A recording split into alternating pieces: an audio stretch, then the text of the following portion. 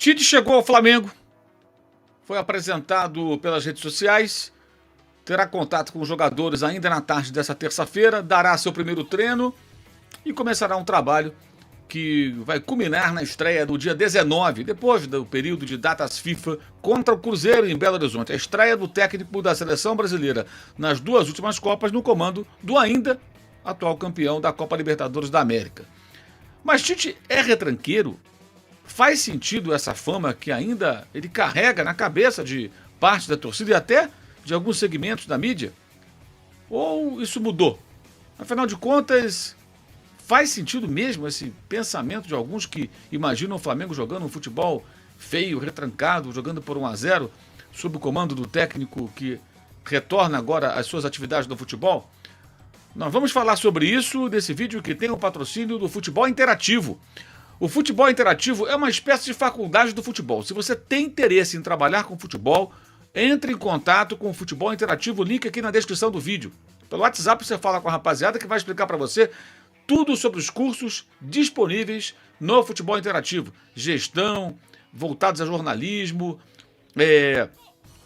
trabalhos como análise de desempenho. Você tem ali cursos específicos que podem te preparar para uma carreira no futebol com a possibilidade de um estágio num clube, o que é muito legal. Eu mesmo dei uma aula inaugural em um dos cursos do Futebol Interativo, do qual participaram também outros companheiros jornalistas. Então, entre em contato com o Futebol Interativo e fique por dentro das opções que ele te oferece se você sonha em trabalhar com futebol. Como o Tite, né? Está levando uma equipe numerosa aí, inclusive contratou um profissional de análise de desempenho e mercado que estava no Palmeiras, levando esse profissional para o Flamengo, né? É um mercado que cresce e o técnico leva a sua turma, a sua equipe, né?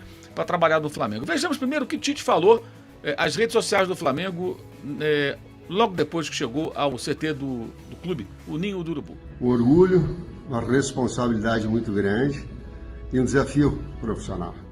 A estrutura toda ela te permite toda a qualidade do trabalho possível, de alto nível, como o Flamengo exige. Espero poder fazer esse trabalho de forma conjunta. E manda um recado para a nação que está ansiosa para te ver na beira do campo. Que eu tenha a capacidade do Tite enquanto profissional, mas antes do Adenor enquanto pessoa, de poder representá-los. Essa a dignidade, a força, o trabalho, para que a gente possa merecer o sucesso. Ser melhor que os outros, esse é o nosso objetivo. Ser melhor que nós mesmos, talvez esse seja melhor ainda. Tá aí a palavra do técnico, né? Bem no estilo titês, né? Mas o que a gente vai discutir mais nesse vídeo é outra coisa.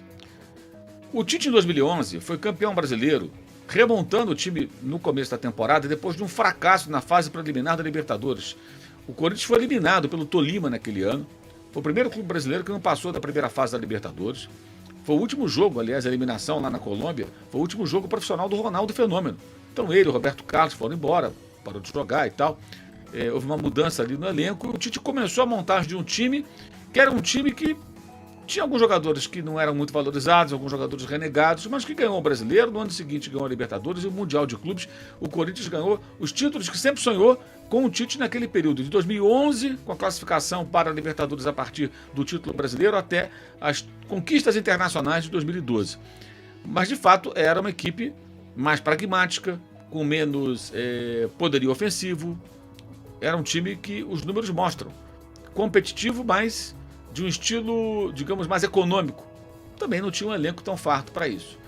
Mas em 2015, quando ele voltou depois daquele período sabático, para quem não se lembra, em 2013 o time não foi bem, ele dá um tempo, o Mano Menezes, que hoje está de novo no Corinthians, volta ao clube em 2014, ele para em 2014 para se preparar, observar futebol, Copa do Mundo, essa coisa toda, e volta em 2015 e monta um Corinthians muito melhor, mas muito diferente, cara. Um time de posse de bola, de boa jogada, Jadson e Renato Augusto jogando muito. Era um time diferente. Elias foi bem também no Corinthians nesse período. Outros jogadores renderam muito. Era outro estilo. O Tite se reinventa no ano sabático. É outro técnico. É bem diferente daquele Tite da versão anterior. Se você tem dúvida, verifique aí os números que a gente separou para você dos dois campeonatos brasileiros, que aí a maneira de comparar é Brasileirão com Brasileirão, né? Corinthians campeão 2011 com o Tite, Corinthians campeão 2015 com o Tite. Em 2011, 71 pontos. Em 2015, 81. Em 2011, venceu 21 jogos. Em 2015, venceu 24. Perdeu 5 partidas apenas em 15, 9 em 2011. Empatou 8 vezes em 2011 e 9 em 2015. O único quesito aí onde, considerando o empate um resultado que você não quer muito e tal, 2011 leva melhor até aqui. Em gols marcados, aí é uma goleada. 53 gols o time de 2011 marcou, 71 foram marcados pelo time de 2015. Gols sofridos, também o time de 2015 foi melhor. Sofreu 31 contra 36 do anterior, que era um time considerado mais defensivo, mas que tomou mais gols do que o time de 2015. Olha que interessante. O saldo, então, é um banho. 17 gols de saldo em 2011, 40 gols de saldo em 2015. Foi o primeiro time em gols marcados, o melhor ataque em 2015 e apenas o 8º em 2011. E melhor defesa nos 2 campeonatos, o que significa o quê? A defesa do Corinthians continuou sendo muito boa em 2015 e melhorou até. Melhorou, porque sofreu menos gols do que em 2011. E o ataque melhorou barbaramente. O time jogava com mais posse de bola, o time agredia mais, o time jogava um futebol mais vistoso, muitos gols de jogadas trabalhadas, era outro time. E ele foi evoluindo ao longo do tempo, ao longo da temporada, num clube que devia salários, que teve que negociar com o Flamengo, por sinal, o Sheik, Emerson Sheik, o Guerreiro, porque tinha atrasos e tal, o Flamengo se interessou pelos atletas e os contratou, numa operação triangular ali. Tanto que em 2016 o Corinthians não tinha mais time, por quê? Ele ia negociando as dívidas com seus atletas, cedendo parte dos direitos. Quando chegou no começo do ano de 2016, na virada do ano, 15 para 16, o futebol chinês levou quase todo mundo. Porque os jogadores estavam com multas baixas, eram donos de partes significativas dos seus direitos federativos, então os times da China vinham e levavam com facilidade. E aí em 16 começa a montagem de um outro time, né? Tudo praticamente, não digo da estaca zero, mas lá de baixo. Até que a seleção o chama e ele vai para a seleção brasileira. De fato não foi bem nas 2 Copas, eu critiquei várias vezes, acho que ele foi muito mal nas Copas do Mundo, muito aquém do que eu mesmo esperava, porque eu acho que ele é um bom técnico e poderia ter feito mais. Talvez a Copa do Mundo tenha sido grande demais para ele, um desafio diferente, um técnico com perfil de clube, de trabalhar o dia a dia, e na seleção você não tem isso. Mas o fato é que é uma lenda essa história que o Tite é um retranqueiro. O time era defensivista em 2011, 2012, era mais defensivo. Mas era também a questão do elenco. Em 2015 o elenco, apesar de questões financeiras seríssimas que o Corinthians já atravessava, era um time tecnicamente muito melhor.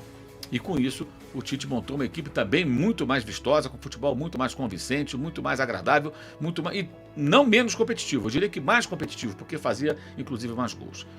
Aí os números. Se alguém quiser brigar com eles, tudo bem. Para mim, o Tite não é retranqueiro. E a seleção brasileira tinha os seus problemas. Mas retranqueira, ela não era, em hipótese alguma. Não faz o menor sentido isso.